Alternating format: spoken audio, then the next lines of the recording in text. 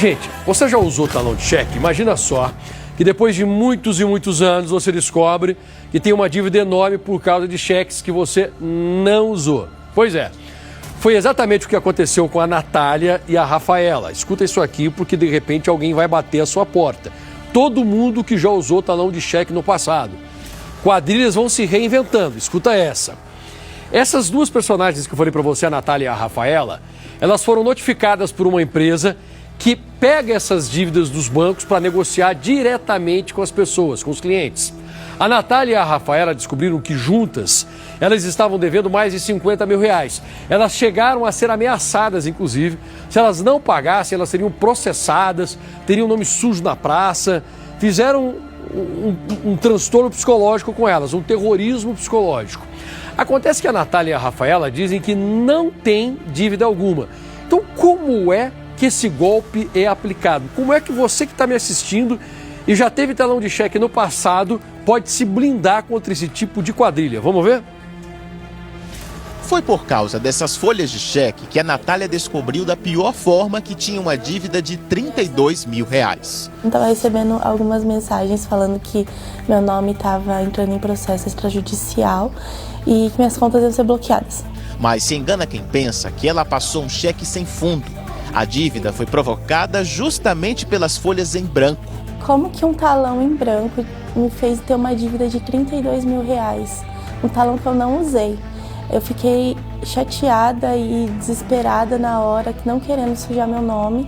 A analista de redes sociais conta que passou a receber várias ligações por dia, mas foi só depois de uma mensagem no celular que a cobrança ficou séria, com a ameaça de uma ação extrajudicial da empresa responsável por cobrar a dívida. Natália entrou em desespero, tinha medo de ficar com o nome sujo e antes mesmo de consultar o banco, aceitou um acordo com a empresa e começou a pagar o parcelamento.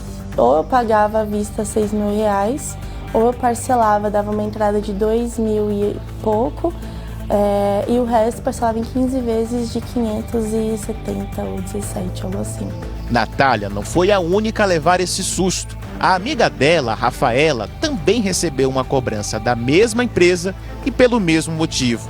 Folhas de cheque que não foram utilizadas, mas que geraram uma dívida de 21 mil reais. Além disso, ela tinha um prazo de poucas horas para pagar o débito.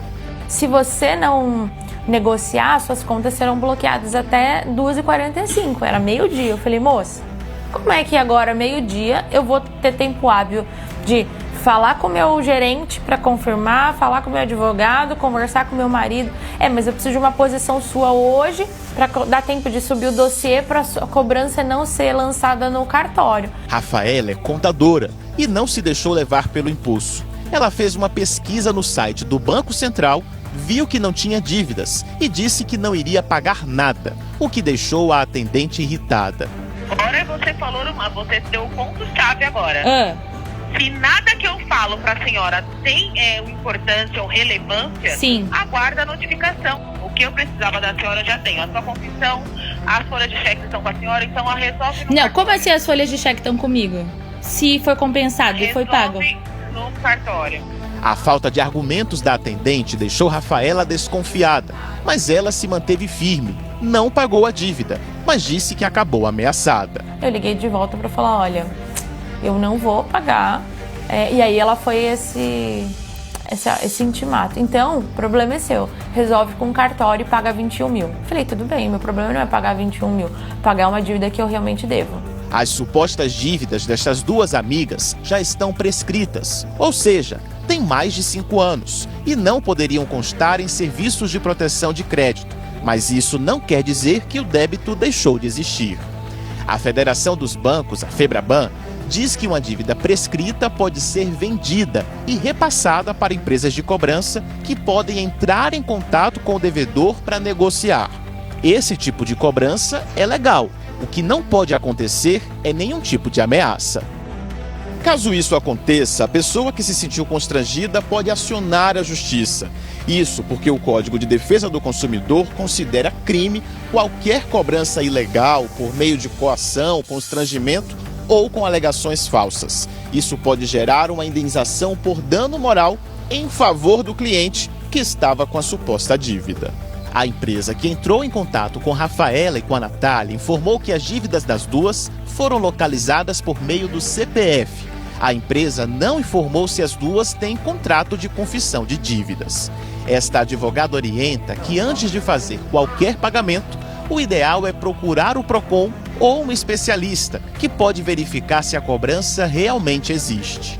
O que não pode acontecer é essa cobrança ilegal, que é sob coação, ameaça, dizendo que essa dívida vai ser executada naquele dia se você não pagar, sendo que não pode, essa dívida não vai ser executada porque ela é prescrita. As amigas Rafaela e Natália disseram que vão processar a empresa de cobrança por conta das supostas dívidas. Não tenho essa dívida não existe. Eu não vou pagar uma coisa que eu não devo.